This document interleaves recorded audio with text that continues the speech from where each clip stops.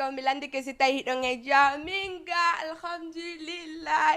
haɗa mi wulɗamo giɗo jama merci beaucoup mi weltanike ma mi hurike ma an e ɓiygu ma madan an ko min laami jama tv ara kada mi baka merci beaucoup kala on me suivre ko page jamais jama tv woni ko facebook woni ko youtube woni ko téléji mon hara ɗon jooɗi ɗon comporti hara souci ala probléme ala ɗo woni nice onon e moddiɓe mon ɓen ɓe ala moddiɓe wo onon e giɗoɓe mon hara ɗon posi ko andano ko siker ɓe woni nder ga et puis ɓe woni so kono asino woni so ɓuri ɓe si siker ɗo liɓilanɗo hara koye min woni de ko plateau. Allez, merci tout le monde. Comme d'habitude, partagez-les, commentez, like, harad on bungude, harad de fayaji di kadi nder ton sinaro harad bernande wala ko andi min jungu no bungi. Est-ce que ju bungu do bunge hewtito la mi? Mi sikasi ju bungu do hewtito la no woni. Awa, gido hade kadi mi ari andi déjà ka gido jang. Merci beaucoup et joyeux anniversaire Prince bébé an mi souhaite ma en tout cas kala ko faala ɗayade no ma yo Allah lanno waɗane jombalam faala ɗo yo mono ko ɗum minni ɓay noon anniversaire ma an andi hande si tawi ko honto watte mo kala ko faalaɗa yehen waɗe mo ɗum nona probléme non merci beaucoup gando wonduɗo e Prince on fof momi hiwrike on giɗo honɗum giɗo ande kada fuɗike ka allez ko sikerɓe ɓe mi adorto Jani Alpha ene ɗo mi présenté de taw honno invité joango yo Jani Alpha ari tam mi weltinamo ɓernde kako soori waɗe honno allez let's go mayen bilan soori mi accata allez mayen let's go Jani Alpha ande no sikerɓe ɓe no ñaade woni so par ce que mi invitata sikerjo mi ronko wokkude taw honno Jani Alpha ronko wonde so parce que ɗen sikerɓe ɓe ɗuuɗi Dakar kono somi sitti mi falji parce que wata sittude sikerɓe ɓe funɓe Dakar ɗo maintenant ɗo si tawi mi présenté invité joango est ce tawi guiɗo mi fijo seeɗa ɓeyɗani fijata ko no welam patron joango allez merci tout le monde partagez nayla like ko vidéo ji ɗe sina ɗum hande maɗan taw émission ko faala ɗon ko par ce que à chaque fois si waɗano émission on yafoto kadi samedi mi waɗano émission andi wonde kadi haray ɓandu ɗum haray wela donc c'est juste tout ça mais maintenant ça va alhamdulillah lange jang giɗo ok mi présente mo kam fiju seeɗa jeejan taw sa jeejalla mi ala présenté jeejelan taw son jeejalla mi ala présenté de invité joango sina ɗum watta allez hande invité joango ko Amadou ɓe wora ɓen noon hande ko Maali mi yehi Maali ɓe ɓannanilan honno kosan mi yari ha mi haaɗi ɓe naɓilan e nder Maali mi visite ton fop ande ɓe Maali ɓe déjà min ɓe welalan par ce que ɓe woni so et puis ko ɓe wi wo ko ɗum giɗo aɗanan dittiye mon acca arten rapidement haɗa hande la woni so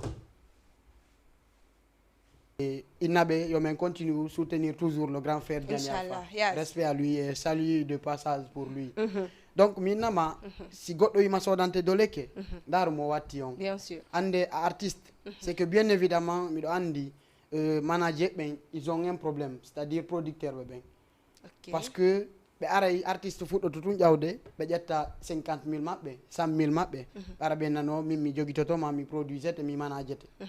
hara noon kamɓe wonɓe inude ɗon ɓe produise e artiste ma ɓe manadia e mum ɓe anda hay fus e musique ɓe anda hay fus e culture joni noon mo anda hay fus e musique an a waɗi son hun gotum a cartoni on noddima wima yo ya ar o manadia ma est ce que on nawrete yesso ka o ɓurtete unude ka nder couleur donc o ɓurtete unude parce que si bumɓe ɗiɗo ɗoyodiri iɗa andi ɓen konto ɓe suti jarala ɗon hare koko woyni direct ɓe suti voilà donc aray ɗon ko unagol ɓe jokki yes donc hande artiste wanɗo Dakar ɗo ka ɗuma ka nouvelle génération ɗo fuɗɗore en Dakar ɗo kisa Dakar ɗo hande artiste buyno ɗo ƴawɓe fuɗɗiɓe ƴawde hande si tawi no a daari par exemple ɓen artiste ɓe fuɗɗi ɓe ƴawde ɗo ƴettani hen ɗo seeɗaɓe fuɗɗore en Alkazayo yes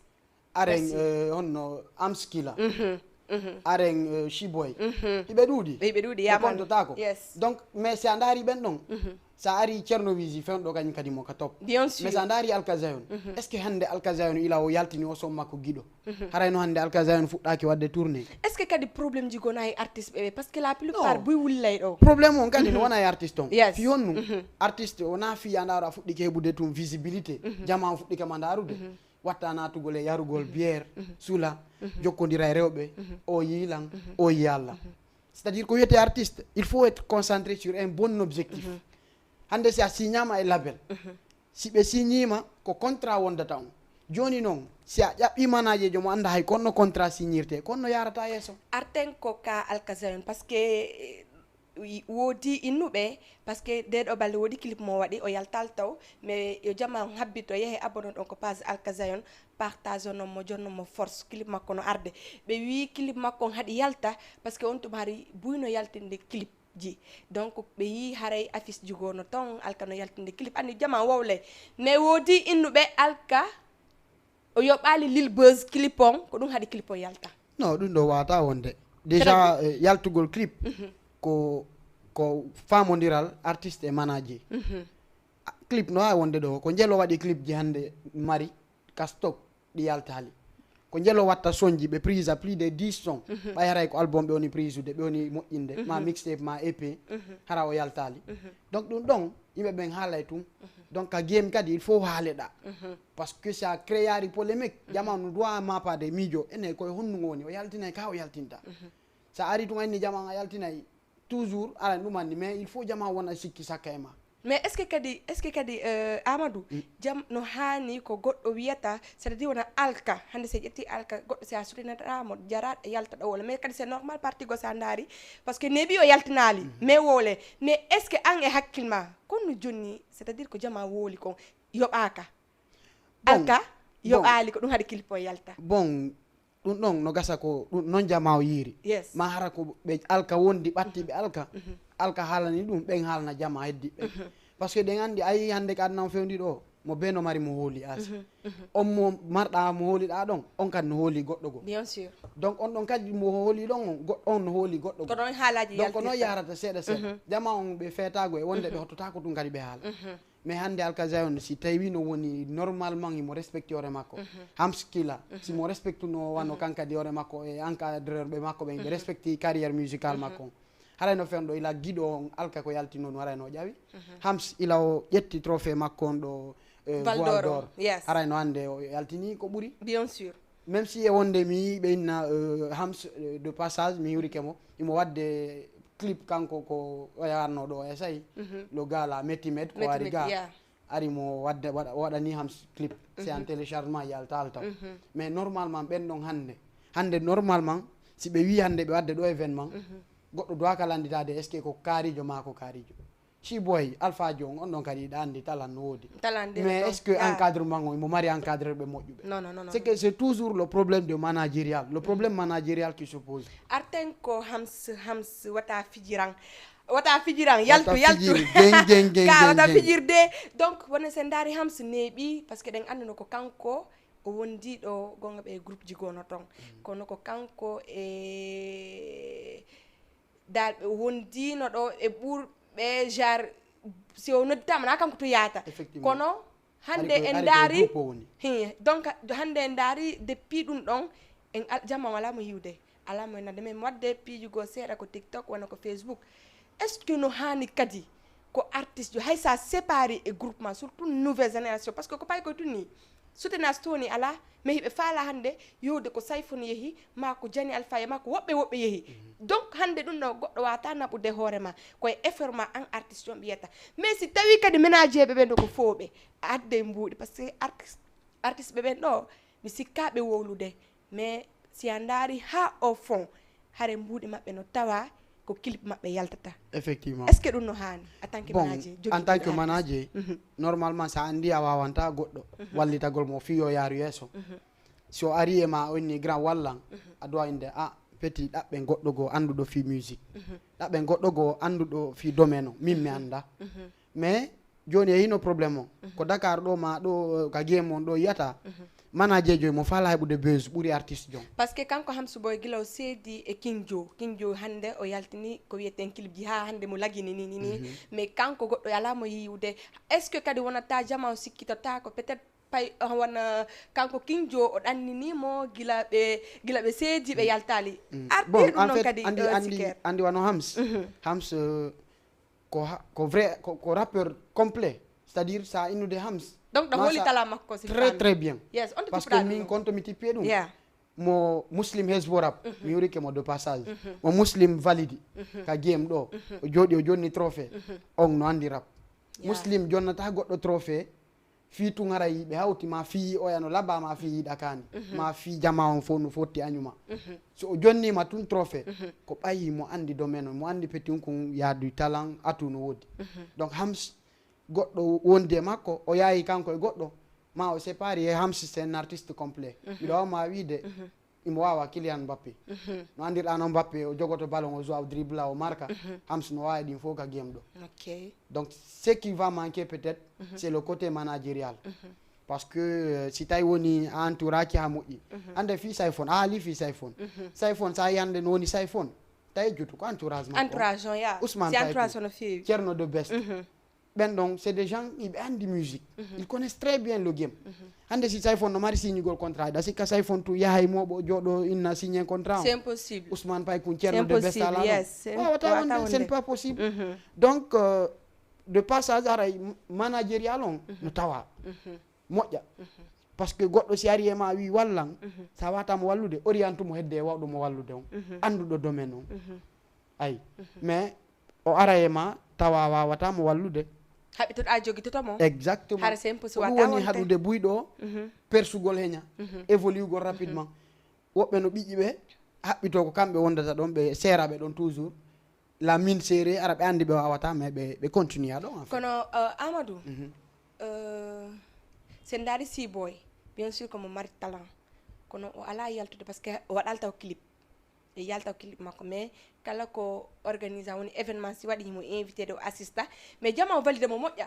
est ce que kadi ko honnoni probléme Seaboy fi honnu haɗa pay koye hande ɓe wawata kamɓe parfois hakkude maɓɓe si ɓe daridike ɓe jogodiri wona Hamsu Boy so daari Hamsu Boy wona Alkazayo noon hande hay sina rap e nder domaine on ɓe woni affaire musique on mais ɓenno fof no wawi yaadude e groupe goto a faami mi innata hay si tawi wondema ɓe welday ton mais hande aduna on ɗo komo be intérêt mum walla mi walla mulkanam paɗe mi mulkanama paɗe mais pay koy kadi ko ɓuuri kon ɓe inna ɓe no satti hoore ko ɗum haaɗi jama on ƴetta courage wallitoɓe sina normalement wona muslim andi hesbo rap hande a wowli ani ɓenno ɓe valide wo hare déjà affaire rap ɓennon hiɗe andi ko à côté no mais hande si tawi wona hande Hamsu Boy tala makko fof validimo kanko e Seaboy par ce que nini wawi inude rap on nini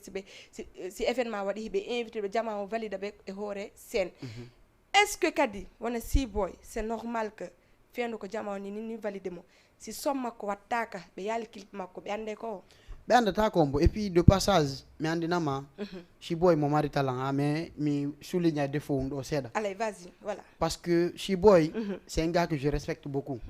mo mari kadi talent ko fi talent makko waɗi ha la respecte mo na fi siwi hulay mo ma goɗɗum mais yo wakkilo heɓa équipe managérial moƴƴo entourage moƴƴo na noon kanko tun Hams wano noon Alka wano noon King Joe wano noon il faut être bien entouré a andi si tawi woni a woni bien entouré kono woni wonugol bien entouré artiste jo il faut wonda e anduɗo ko honno créirta taw page officiel parce que ɗen andi artiste ɓe buyno heɓude ɗum créa ɗo faux page ji ɓe yaha haɓe ɓa abonné ji buy goɗɗo pirata page on Sayfon a été victime de ça o créi ɗo page makko yeehi ha yimɓe ɓen fof andirimo on page ɗon page on pirata Sayfon a faami joni noon ɓeɗo kadi ɓe ɗaɓɓa équipe managérial moƴƴo équipe managérial mo andanɗa hoorema himo andi e nder ko wiyete kon communication digital o créana page moƴƴo wawa encadre de événement et publicité ji otiji ɗin fop tout ce qui concerne l'artiste ɓe ɗaɓɓa caméra moƴƴo ma téléphone moƴƴo ɓe filma ha moƴƴa ɓe waɗa montage est ce que kadi ménager ɓe ɓen no duwa jogitade artiste jo o windantamo article artiste ko article c'est à dire nouvelle ji makko enen en ala yiide ɗum effectivement et puis ko ɗon mi on ma alande merci hande Seaboy a hewata yiide page makko officiel Facebook a faami donc artiste jo ko an alimentata compte ma on an e équipe managériel ma on ñande woyɗa duwa c'est que hino ɗo jama on ko ni anda ayi musique musique ko métier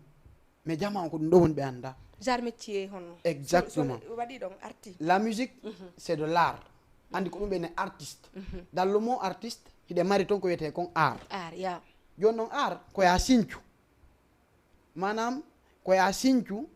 waɗa yimɓe ɓe heɓa ka ñembintina et puis créa kadi créa ara naya taw naya ñembu a faami joni noon sa woni artiste jo a ala page officiel hay fus il faut kadi wakkiloɗa sacrifie oɗa e wonde yaha weekend yaha e lieuji fottuɗi posta de passage daari oya mo ɓenta ela shérif o yimuɗo hay men jallantama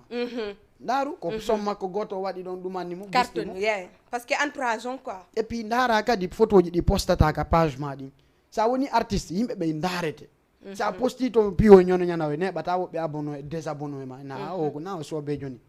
ɗuyta yaro beere donc si mi faami artiste qualité photo ji ɗin e qualité ji goo vidéo ji maɓɓe ɗi no hani voilà effectivement il faut toujours soigner son image ko ɗum portoɓe hinata il faut soigner son image ko ya ñawndu image ma on ñawdirama honno kala ko postata ka réseau fotoɗa haala be si posta kala ko publiata e vidéo montage amo filmamo ha moƴƴa na yawgol ɗo jonna manaje ma miɗo ari événement filmanan ɗo manaje arano occo toon no waɗa ɗuma ok rapidement mbiɗen artude partagene la vidéo honno direct amen o comment to like ko mo ɓe adda avis mum o ko commentaire par ce que ɗum ɗo koko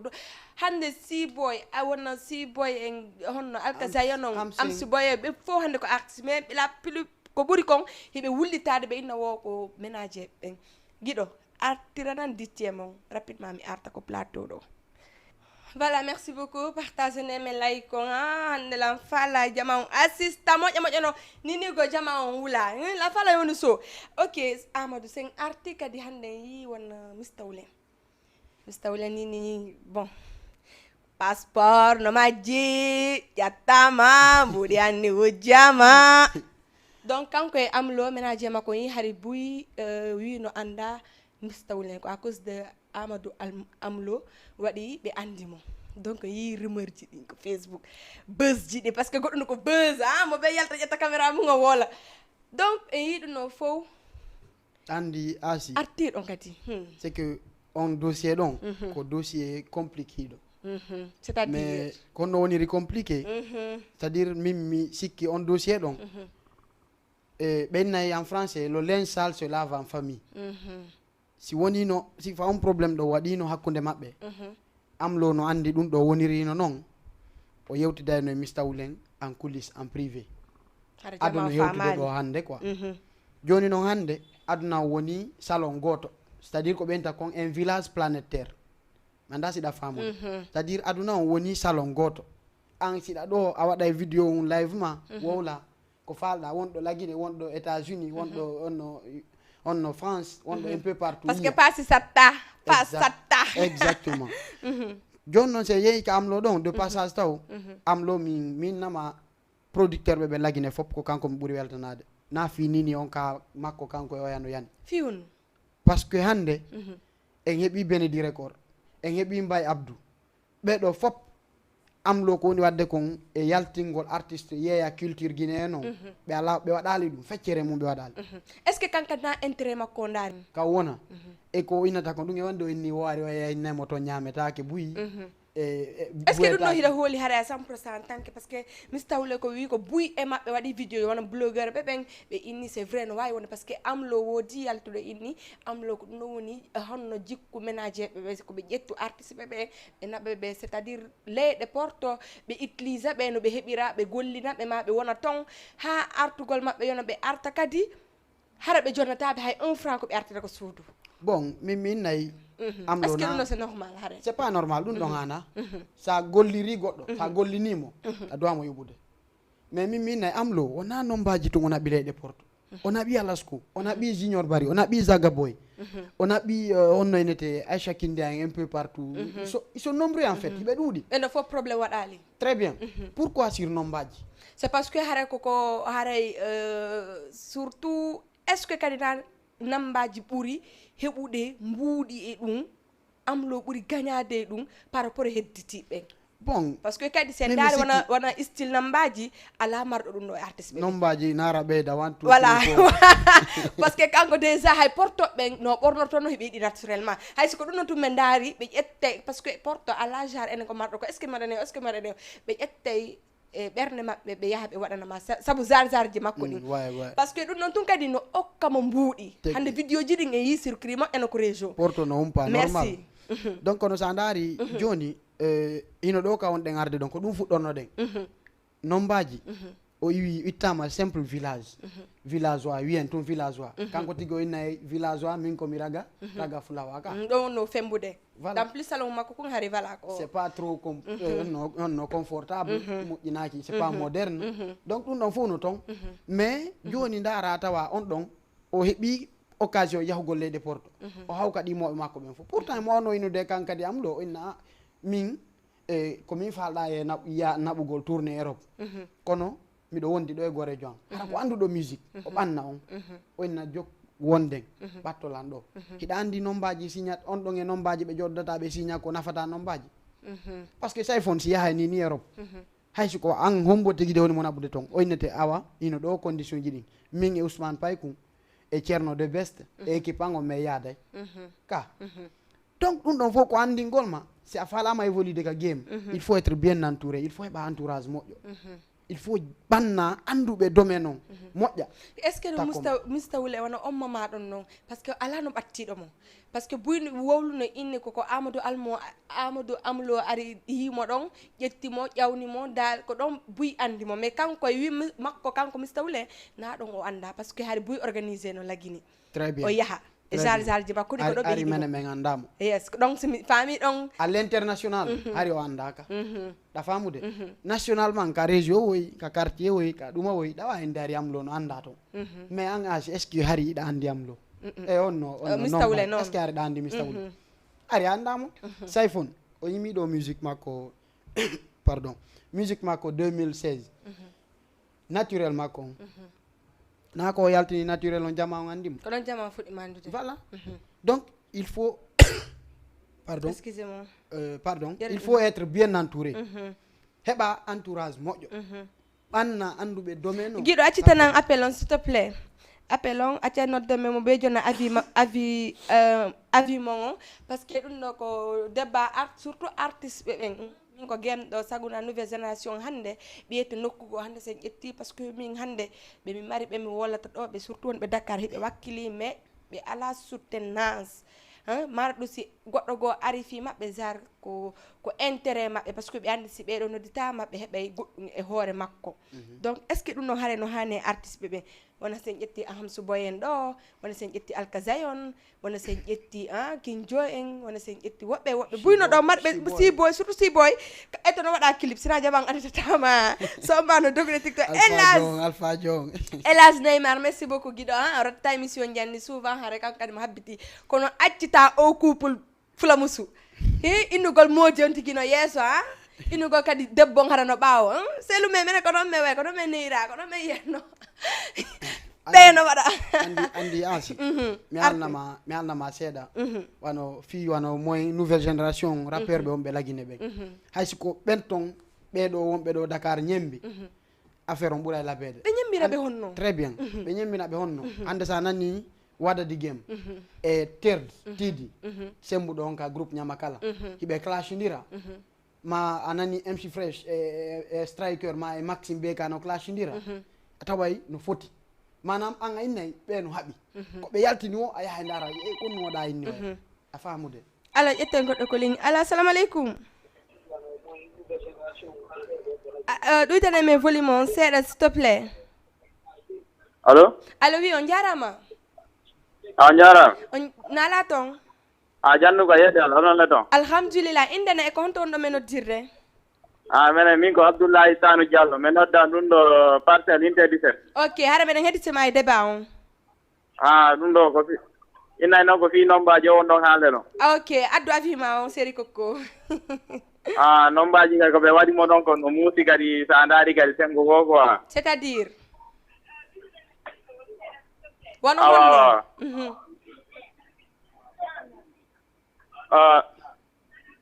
nombaji oɗo ko gonga ko waɗa wallimo kono dono kon wadde ɗum ko waɗimo kon fof ko gonga kanko nayimo Europe ko kanko waɗinimo siw kono mo donomo wannade o andita kadi ko feƴƴini ɓaawa kon ɗum ɗo hay fi nombaji ko tambuɗo on nombaji kadi mi sikka kadi o janfotono mo quoi o ƴetta passoji makko o ƴetta ɗum ɗo piiji kala ko jeeyi mi nayi oɗon no wiya ɗon won nombaji mo sino wallude goɗɗo il faut wallita entourage ɓe maɓɓe o nombaji ko neɗɗo mi sikkama ɗo probléme quoi ok nombaji ko neɗɗo waɗɗo doy quoi min nomi yirimo noon ko duwaɗo wallede kala mo watamo wallude deƴƴa kadi ok jarama hay ko ɗum mi noddiri waade merci beaucoup jarama lawiroɓe ɗon fof ok merci beaucoup Sultani ɗanninoyne mini Sultani ɗum ka ɗon c'est bon Sultane yebman mon cœur mon bébé ɗum koko Facebook ɗo modi mi wurikemo de passage et puis mi wuroro kadi Billo Geng un gars sûr à moi wonɗo Espagne donc kan kadi il était très influencé fi haalugol fi on actualité ɗon donc mi wurorikemo ɗon e o nodduɗo ɗo joni kadi donc mi andinaymo tun mi naali oya ko waɗi am lo kono oya ko waɗi nombaji kono hani mais c'est juste que si tawi woni ha ɓannali anduɗo fi game on takkoma andata droit ji ma e ko est ce que mustawlen kadi no anditi hara ɗon ni par ce que ɓen makko waɗino ɓe landinomo ɓe o inni wondema ko kanko puusi modi makko e amlo ko kanko jonni modi makko courage o yehe amlo kono wo kanko o sikkano hewtireno ni yalta innaka buzz hakkunde maɓɓe o arte ɗum ɗon c'est à dire kono famirɗa ɗum ɗon Siker iɗa andi si tawi no woni e misal nombaji no anduno droit ji mum ɗi ɗa andi asi annini ɗaɗo iɗa andi kono ko woni droit ma manam iɗa andi ko honɗum duwanɗa waɗanede e misal ɗa andi kadi ko honɗum duwaɗa wadde mais joni si a sendinira ko duwaɗa waɗanede e ko duwaɗa wadde haray ko probléme hande nombaji no andi ona o payku na o intérêt si amlo ari hulɓinimo innimo he kaydiji ma ɗi noon ɗo Europe ɗo ko min jogotoɗi par ce que ko min addu maga oya inna he mi sali droit j'ai mon propre droit mon plein droit jogagol kaydiji anni na mi mineur jo manam ko paykum kum heɓali 18 ans ɗum jogante kaydi mum kono nombaji anda droit mum o anda devoir makko est ce que non est ce que kadi non Sadio est ce que kadi o wawlali ɓe hare sali par ce que kadi si a yeehi ko a anda fi mum par ce que hande kadi ɗe wawi wiide nambaji la andi gonga na o payku mais hare ko amlo andi kon mi sikka hare mo andi ɗum ɗo fop par ce que hande so jonnama kaydi est ce que hare mo andi hande kono woni ɗum ɗon très bien voilà donc est ce que na ɗon haray piiji ɗin jillodiri ko ɗon noon jillodirta ka woni ɗon o anda o woli ka musique ji makko o inni sa anda andata ɗum ɗon noon kanko o andali kadi o andano amlo jam photo mo o ɓannali anduɗo ɗum joni noon o hokkodiri yangal andugol ngol donc kanko tigi o clashi tike ka musique makko tan joni an e avis ma on c'est à dire mistawlen e amlo ko honnum hara vraiment marɗa ko wiya ɗum no par ce que hande sen daari wona mistawlen hande walli ɗo mo wokko hoore mum walli siga ɓen ɗon par ce que sen daari grand p ɗo grand p ko non grand p et puis asi de passage mi andina ɓe anda ɓen fop mistawlen hanki o yawno ka présidence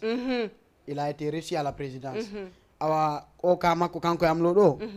mistawlen no wawi winnude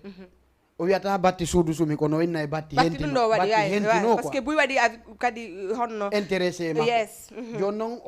o wernama ɗe balɗe ka présidence hanki o welti ha imo waɗi ay vidéo mo weltani président Mamadi Doumbouya son excellence donc ɗum ɗon fof ko hollugol e piiji ɗin fof siɗa andi droit ji ma ɗin goɗɗo yawtako ma siɗa andi kadi devoir ji ma ɗin goɗɗo yawtako ma hande sa naari Zaza Prod si ɓe signi artiste jo wano honno HD mo ɓe jogui ainsi de suite si ɓe signima on jottoni yewton mais signima 3 ans winda signon ɗon ɓe signa e nder on 3 ans an artiste jon a waɗay 2 album windon signon ok e nder on 2 album monɗa wadde si on heeɓi contrat de concert on senday en 2 parties première partie on soit kamɓe ɓe ƴetta 60% an ƴetta 50%. E nder on 60% ɓe ƴettora toon e misal ko waɗi ranteɗa clip kon. mais ko e yewtere wonta si tawi noon woni an anda ɗum konno signirta hay contrat hare ɗo sak welta fi si tawi hara naménage jo laaɓuɗo ko en fait il faut heɓa anduɗo hunde nde wona takko ma ma si tawi noon anduɓe ɓen par ce que no ɗo kadi anduɓe hande sa daari wona buyno ɗo anduɓe mais hande finalement koɓe sakkitorto ɗon koko kaani toujours ɓe janfodiray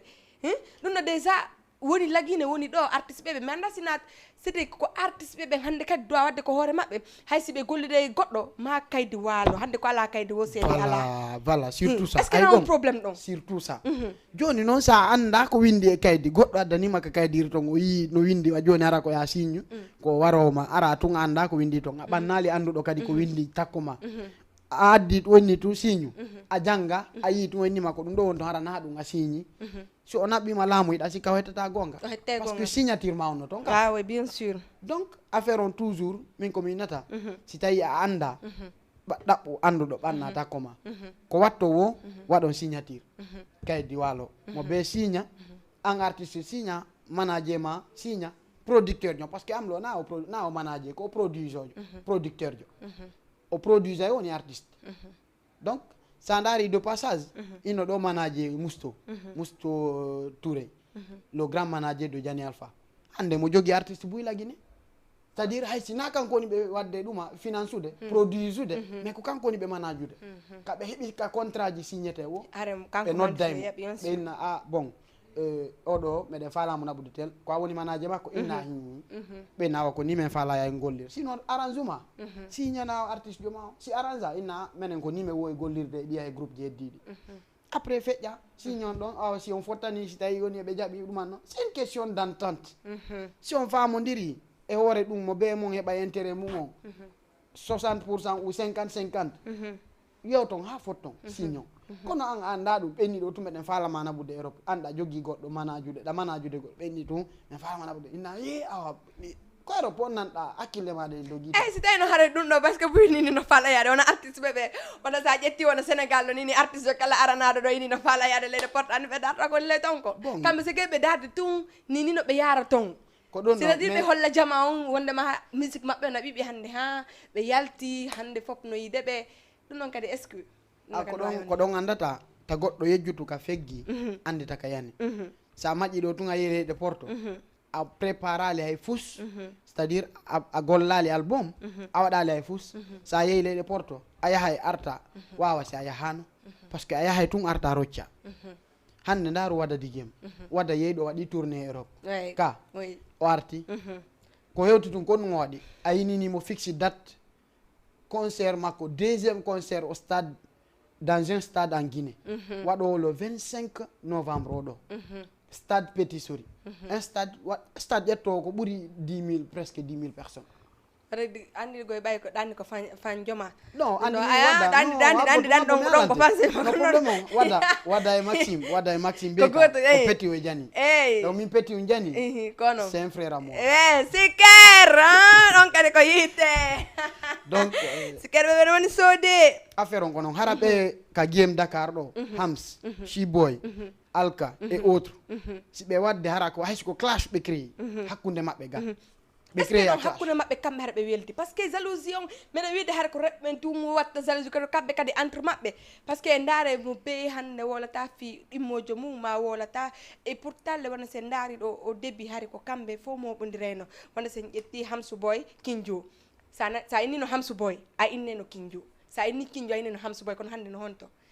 oui hande goɗɗo alaɓe yiwde mais par ce que hen déjà woni entre maɓɓe hande kadi goɗɗo e maɓɓe haysi tawi goto e maɓɓe joguitanaki oya mais hara goɗɗo no joguitani oya par ce que a waɗanta oya ko c'est à dire Hamsou Boy waɗanta hunde Kinjo ha ko Kinjo weltoro par ce que ɓe andi ɓe seedi Kinjo kadi la même chose donc est ce que kadi na on hen ɗo watta artiste ɓe ɓe ronka wadde ɗimpiji par ce que kadi hunde kala hande ko buzz imminta goɗɗo créa goɗɗo ma haldo sonko diskiton yalta har kala ko yaltinta jamanu no faala andude e ɓeɗo ɗiɗo ɓe haaɓi donc mi yomi heɗito par ce que sa daari wona muslim hesbo rap ɗo ɓe yaltinita hunde kanko muslim o waɗa direct ma o waɗa vidéo o classe walla ko faala yalta mamadi par ce que fi honɗum hara jamanu humpa toujours rap som makko do si yalti mo be ye hoore mum mo be hay si yeta hoore mum e inne ene ko min classa parce que noni soka hara no wuli ka wa effectivement fiandu kad no ƴettata exemple haray ɗon artiste ɓe ɗa andi siɗa tippika tiiɗi aduña ko satti yes artiste déjà être un artiste mais alnima ko métier c'est un état d'esprit kaka nder hoore wonta an a artiste jo marɗo avenir marɗo vision fi debbo do haka ma waddude goɗɗo donc si mi faami ko fi debbo ne waddude artiste ɓe ɓen non peut être haray no tawa na peut être ko ɗum Parce que parce que sa woli c'est à ɓuray dire ɗum. haray Non. non sa woli donc arten ɗon si a woli c'est à dire que haray ko rewɓe ɓe woni waddude artiste ɓe ɓen ɗa andi kono waɗi ami ɗo haalde ɗum non mi anda acca Très ari bien.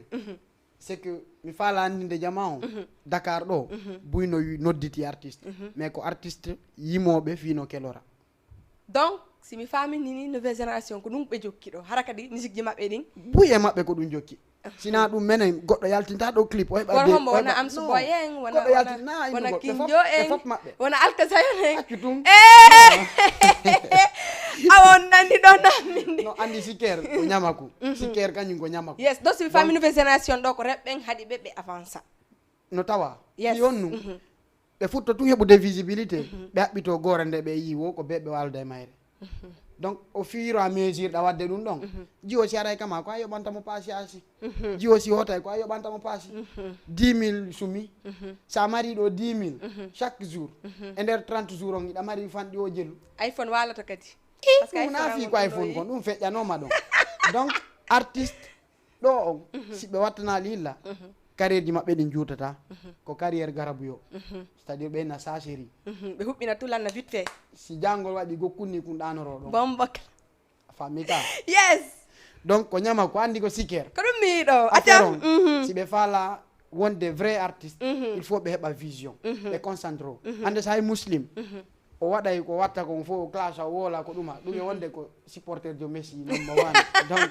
min ɗo hedde ɗon on min alda ko firde way ɗon ɗon welte ɗon kadi hedde ɗo mi welta yes mais sa yi hande muslim waɗay ko faala o waɗa o classe mo faala yalta mamadi fus c'est parce que imo andi na o artiste ɗuma on waɗay ɗo rap aminay ɗo fatou rap ɗumanna inna ɗo tungo ɗuma ma waɗo musique o e fi o jeynabou welto o ara ɓe ma wawa kadi to welto ma menen asi welto non ɗum men kadi ɗum noon wela men artiste ɓe ɓen ha yima noon men heɓano men ɓaɗoron ka bon kono siker inni wo artiste onon surtout ono nouvelle génération wo ko rewɓe ɓen haaɗi on iɗa andi rewɓe ɓen haaɗi ɓe évolude ok ko ɗon fo kadi ɓe nani et yes puis et puis iɗa andi kadi love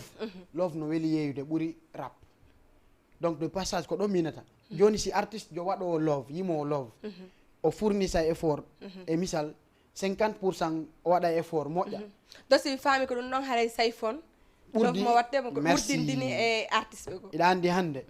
an iɗa wawa wonde an a gorko hara connectaki kono a wondata e jiwo ronka heɓude coggu connexion non c'est impossible ayi si o connectike tun o hettoto son love ɓurɗo wawde yimude son love on fen ɗo ko sayphone ko on hettete joni noon si tawi sayphone waɗi 10%. ala ƴetten goɗɗo anin ala assalamu aleykum ala assalamu aleykum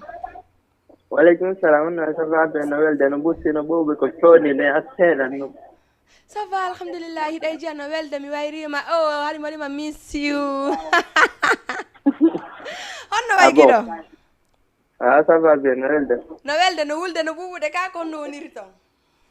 a no wulde no ɓuɓude ka ko honno woniri nder ton fo no gana ka koyo aɓuranogo wawde lappo wala non mila ɓurma wade rap sa fijiri joni waɗen ɗon waɗi ari ari aya e gaa jongo seede on ka kono inde a nde fokkituma en fuɗɗo non non min mi wata fuɗɗogo par ce que si mi fuɗɗike ɗo joni moƴƴata quoi fuɗɗi an ara fuɗɗo oh là là o yeehi o acci ha komi faala rappude ɗo ono kadi anndo min nami muslime ha mina waɓe classe Non, ɗo an jawala accu ɗon, an accu non ɗon. accumi classe Accu ɗon an non siyalla. accu Non, tan non, non, accugilam non. man Man, calm down. accu muslime No, classe man. muslim Calm down, calm non down. robbel he habibi classe ɓe calm non down. accu tan fiyalla calm down siyalla non ko ménage goye haɗila sina No, calm down. a haɗilan ka mi accu Voilà, sina accu ɗo somi ɗon. classe ino taw muslime ha ɓe sikki ɓe andene yes andi fof fotata Ka. miɗa rokkirani kadi en par ce que miɗa andi si muslim joɗɗike windani goɗɗo joɗanike goɗɗo e windo karambol ko ñaaɗa karambol anani goy ka ménage mi inni la wawi classe de muslim jawalo tallo Miɗo holli bay ma parce ɓe- que a jogi kelan non miɗo holima inni yomi wowlu rap probléme mon Indu yomi wowlu non miɗo holima kono giɗo préparé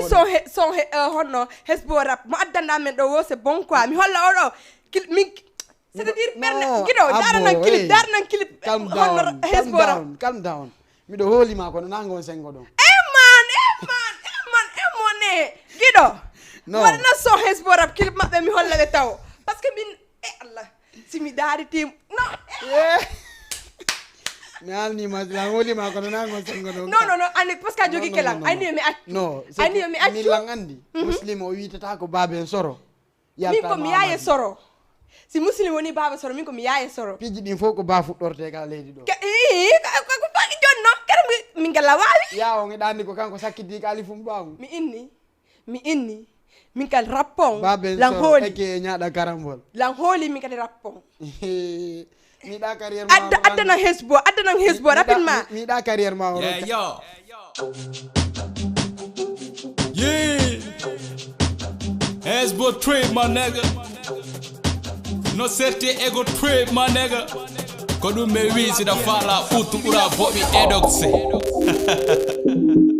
Mike Robert aka Mike Tyson and Bob and Soro. You know I got your back for real, y'all. Deep vibes. Come finata fare il lontani, hatta mera ma come cosa ongani, gassara ma ragioni si confami, Mike Robert muslim come puttini cauto yai cander la bottane. Hey,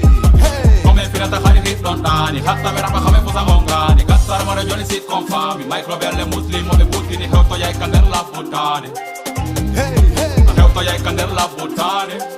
hey. Cauto yai cander la bottane.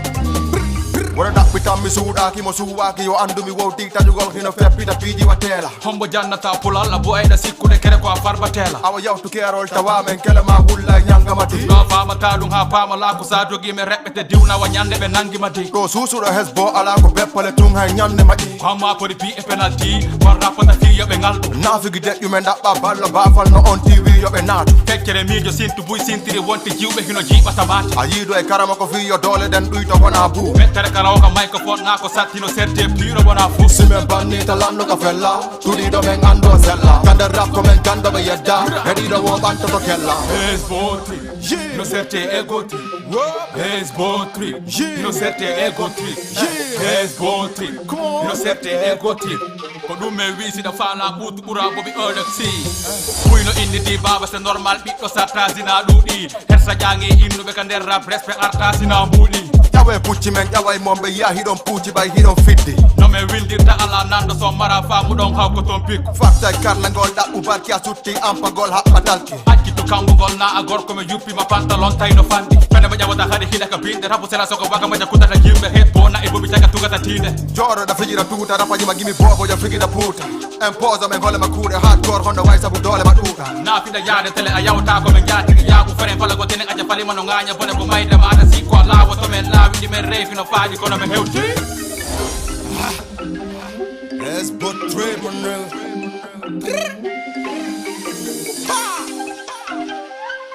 Why you wonder?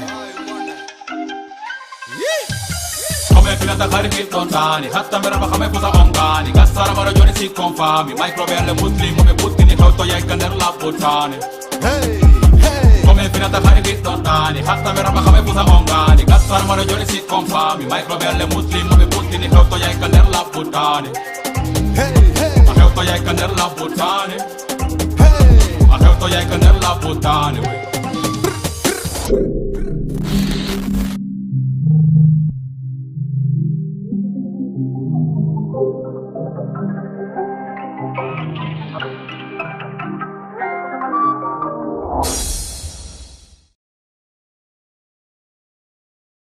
For my age, je ne suis pas n'importe qui dans ce pays. Ah, muslim lambour ma wa de rap. C'est que aki tanto ini mi rap. No. C'est-à-dire que mi si classe, ani mi ko hatta mi classe jamao. c'est que probléme on konta woni Problème konto woni. an ko wonɗa e mude ɗo ko Mhm. ko rap amina e ɗo faatu muslima alnima o yimata rap amina e ɗo faatu Donc monsieur le rap hono aminta hono yimata amina. ko rap conscient ko e yoruɗe ɗe mettuɗe dimbude ɗen Ko parce que ka fanjo makko. na fan C'est-à-dire ko no min naf muslim woni fammun andi ko min woni fammu andi ko honnum woni fammu min hombolan siker wowlu mi anda nafi andi min ko num woni fammu ko qualité on ko moƴƴi kon fo miɗo woni fammu jon accim jaaboɓe accu ɗon non man accu bro calme jogi dalan no accu fiyalla accu non accu ɗon ala merci beaucoup sultana commentaire ji ɗiɗo woni soode wa mi wurike ɗon sultan woni so mi wurike sultan moƴƴa ɗon e ka woniri ton Maroc mi wurike jama Vicoma on kadi fop ɗum ko jama Mali on fop ɓe waɗi tournoi fewn ɗo wonɗo dogude stade Kande Claire Liberté 6 donc jama on fof no hiwra weltana jama Mali on fop ka Vicoma ton e wondude horeɓe sage ɓen fof e élage julde ba ɓe fop dal jama on fof monsieur Sellu Yerum ɓe fof ɓe hiwra mo weltana moƴƴa ok ɓe fof maɓɓe ɓe salminama merci beaucoup surtout on wonɓe ko page ro mais weltani ko moƴƴa no mais ɓay mi fanno classe de artiste ɓe ɓen ɗo seeɗa mais Jani Alpha kadi landi samedi préparé ko kanko mi arta mi classe ɗo ara bernano yino ali ko ɗon noon garay siker a wawata innude mi classe ta hesbo rap ara kadi inna mi classe ta Jani ɓen ɗon ɗiɗo ko mami c'est à dire min talangagon sa yi min talangagon mi wata yaltinde mo ɗon ɗandi si goɗɗo eɓi nawnare guite ko lunette jeɗen tun wattato so iya donc si mi awa fami siker ɓe ɓen ko Jani woni lunette jamen ɗen a fami ka minni non c'est que nini no ananali Jani Alpha ko nyamaku rap guinéen no welia no meko me wada nyamaku et puis de passage mi hiwro grand Juan le plus grand siker de Dakar juste guinéen parce que la ngandi mo wi no yidi Jani ma a wi da woni fanjo Jani ko sikerjo ara yata ko mako fompanamo pade donc on ɗon mo yiɗi Jani wuri ko goɗɗo en tan no yiɗi Jani kede ko ha ɗon la yiɗi Jani kono lang respecte on ɗon kadi no yiɗiri Jani siker Dakar ko siker ma seke guiɗo banana caméra on mi ƴetta position an o message mo mi haala par ce que siker ɗo fala lang minimise de quoi parce que wo min mi wata rap Guinée et puis min la way classe de artiste ɓe ɓen o jawalotal parce que min level an o no dow quoi joni ansira holino non attends ansira holino hoore makko fil jogi dala très bien a jogi keda non a famali c'est parce que dan talanga mo hewta do kon wadi am jogima c'est parce que talanga ngono buri be ko do woni a famali ko de am jogima mi da goddo clash do carrière ma roccora ala jomma nodde lan classe on nodde si woni do mi accitima a rappi do a clash man goddo ko goddo clash tama do carrière ma lan carrière ngol lan ta da sika ko sama kala wadi a Jani hebbini Bataclan mo asika ko sama no abbo asika ko sama kala wadi a muslimen no prépare de concert castan non don kadi ko fireman don kadi ko yite asiko de dum don fo ko sama kala ko fu monon dum a wola e micro ara kadi ko wolugol ko laabi post alors assalamu alaikum bonsoir alors jarama Calme.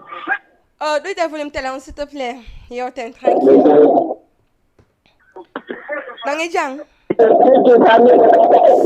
Guido, please. Guido, coupe non, parce que bruit, oh là là, do it volume télé, mon yo, t'es tranquillement, parce que on va ta femme dire. Tension, on a vu quoi, andi sinadung, keep intention, man. Non, ta la kere quoi. C'est que do nini. Ay si be clash si goddo clash no nini harayno. C'est-à-dire andi do sen ari on part min hari mi hedoto no ko o rap pour dire vrai. Parce que min muslim ko be yimata kon ko benno mi ƴettata tan angon mi heɗito musique rap parle woni tranquille onon kadi sikker pousse ɗo lan e Jani Alpha parce que ko non pousse lan babaru ndunno onon pousse lan donc hande sikker benda si tawi hara en tant que sikker ɓe ɗon organise haray kono piiji fi artiste jomma gon ɗo parce que o wayrama yeede Dakar ka way andi Dakar ɗo fewn ɗo waɗugol événement ɗo wela fi parce que da suti crise politique mo ɓe woni e mum hande kala mo mi wajoto jaɓa si nanani lan yo wata goɗɗo risque ukkugol mbuɗi mum ɗum fewn ɗo événement Dakar ɗo parce que yi élection no arde waɗugol donc crise politique on si naɓori événement ma on jama men on déjà feccere nden fof ha joni ala kaydi nder Dakar ɗo non mi toro jama on kadi yoɓe yawɓe ɗaɓɓoya kaydiji ɗi ɗaɓɓa carte consulaire ɓe heɓa no ɓe jindira parce que sa waɗi événement ɗo ramasse ɗiɗi no ɗuuɗi ka politique on ɓatti ɗo élection ji no ɓatti ɓe ramasa yimɓe buyi a ɗumanno to a waɗay tun on no inte événement ma kono jama o yahata no jama par ce que ɓe suusata allo assalamu aleykum allo assalamu aleykum Waaleykum salam Adja, comment ça va? Ça va bien, on est les gens. marsude no marsude ɓayano dila joni ça va la woni tranquille quoi ina menga ka marsude ɓurti marsude anno marsude kono ɓurti merci ka ayi ka la woni so ka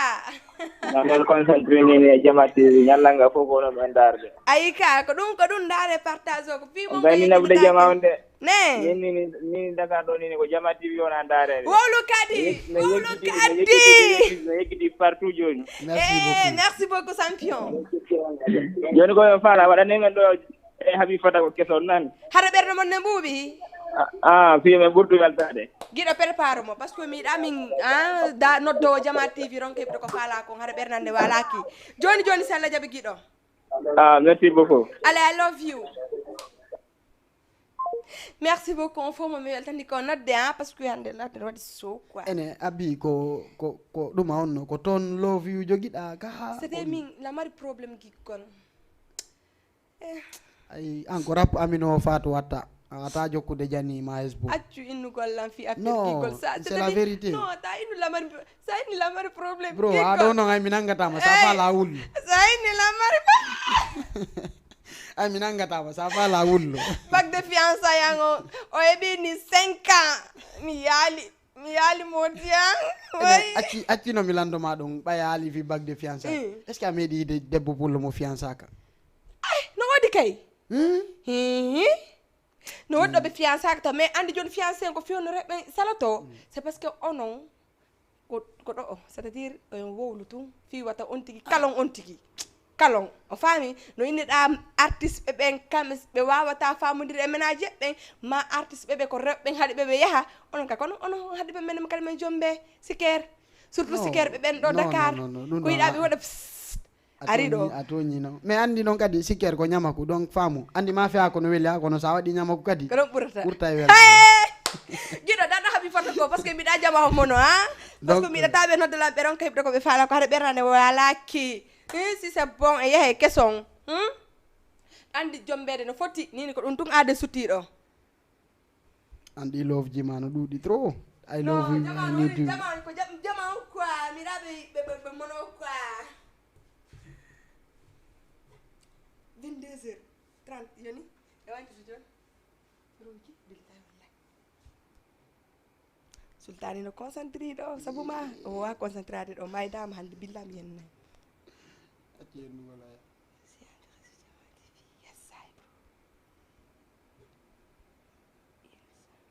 awa darde téléphone on ka uggino moƴƴo est ce que caméra caméra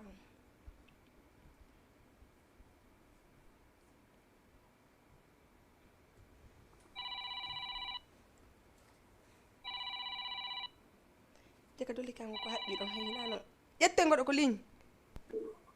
alo assalamu aleykum waaleykum salam on jarama Allah moƴƴi hari ande heeɓi appeliro gambi o way hari mi heɓali hari sadio e talto ne guiɗo haccirtake waw guiɗo naɓan Gambia people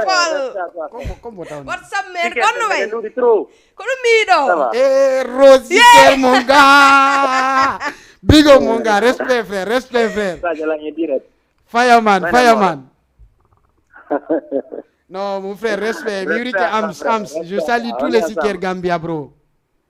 renseignement siker ɓen no wayri noon jurumo en fof e ko ñamaku bro antiɗa handi ka modi ko mi ɓuuri waɗde ñamaku ko ñamaku bro miɗa haalande moɗa sutti ka la renti e bro he antiɗa handi kono frère ɓiito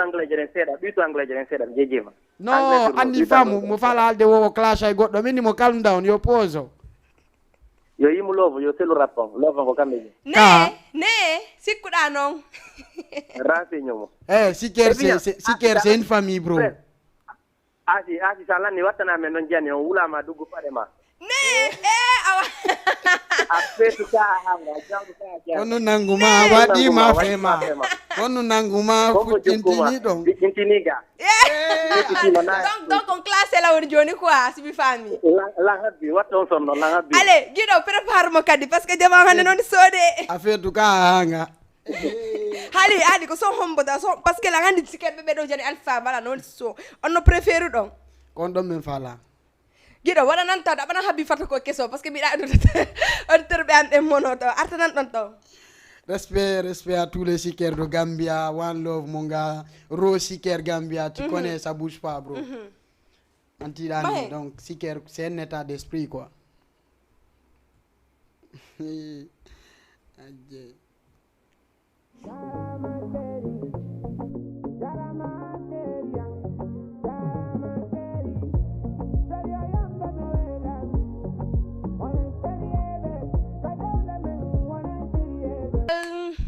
dewgal ko fina tawa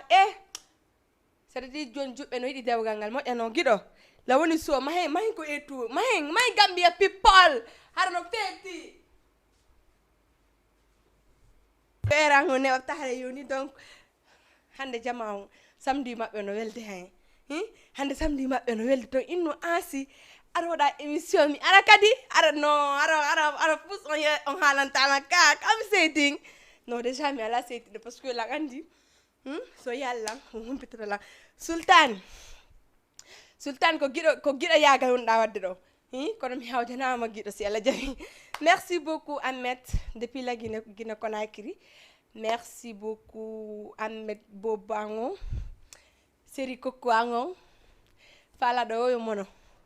komi inni kono woni dow mi anda to si tawi men aji an confirmé donc haare hewti ko waynito ɗen vraiment mi weltani ko moƴƴa haare Amadou Wora kono marɗa message ko yewɗa c'est à dire artiste ɓeɓen ménager ɓeɓen kono marɗa ko wiya par ce que hiɗen andi fi artiste ɓeɓe ɓe wullitade moƴƴa c'est à dire message moɓe mari giɗo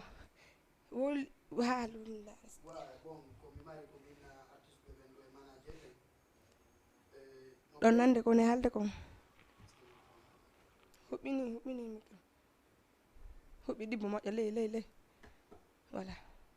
komi mari komin artiste ɓeɓen e manager ɓen mo be ka natta wo yo ndaaru moƴƴa si naata sa andi a andana ka wonɗa signude contrat ɗon mo wonɗa hukkodirde on ta goɗɗo aru inne wallete sodante do lekke ndara si goɗɗo inni sodante do lekke ndaaru mo ɓorni on taw si wawa acceptante mo ɗum si goɗɗo ari inni sodante do lekke o ɓornaki moƴƴo aray ɗon no metti fi seeɗa donc kala ka signata sa anda ɗaɓɓu anduɗo ɓanna on ɗon innamo yo wallitoma e manam andude anda ɗum kadi ko feccere gandal no mais si tawi a anda a faminiɗa andi a yaha e signeneɗa ko signuɗa o conséquence ji ɗin si aroyi ko an on tuma gonga ko ɓenta kon en français qui sème le vent récolte la tempête donc si tawi woni a darali ha moƴƴi si signuɗa ko conséquence ji ɗin si aroyi on tuma ko an tun hettoyta a asimoyay kadi anda ko an tun signani hoorema donc manager ɓen kadi si on andi o wawata wallude artiste jo taw on arɓannon mo innon a vraiment mi wallete par ce que manager ɓe wano Dakar ɗo iɓe yiɗi manam visibilité ɓuuri hay artiste ɓeɓe roko famde ne ɗanene ɗiɗo feppata gila lo ka kono merci beaucoup quand même Alkasimou Bobangon ɓe juntuɓe fof o fop mom mi weltaniki on sinaɗo Madina to ɓay ɗon andi min e makko voilà Madina to kono ɓay ko juntota o fop mom mi weltaniki on allez à la prochaine les gars samedi à partir de 21h to yeji to chaque samedi non à partir de 21h hara hiɗen ɗo invité question on ani non ko Siker woli kon ménager ɓe vraiment min do kan yoɓe wakkilo kamɓe kadi hara souvent probléme jiɗin koye maɓɓe tun iwrata e artiste ɓeɓen kadi vraiment hande oton jaɓu goɗɗo ara signana on contrat mo ananda kaydi ala hara ko kanko joguito to hande kala ko yaɗa waɗon kay c'est à dire photocopie mo ɓeyno mari o hare ɗon janggo mo bino mari ko wallinta hare merci beaucoup tout le monde mi weltani ko merci beaucoup Marlietou nena jara farmatan on fo mo mi waɗi on gros bisous jung anko no mi yeji talimo de Mariama Kesso et takara makko Kesso on fo merci beaucoup allez à la prochaine let's go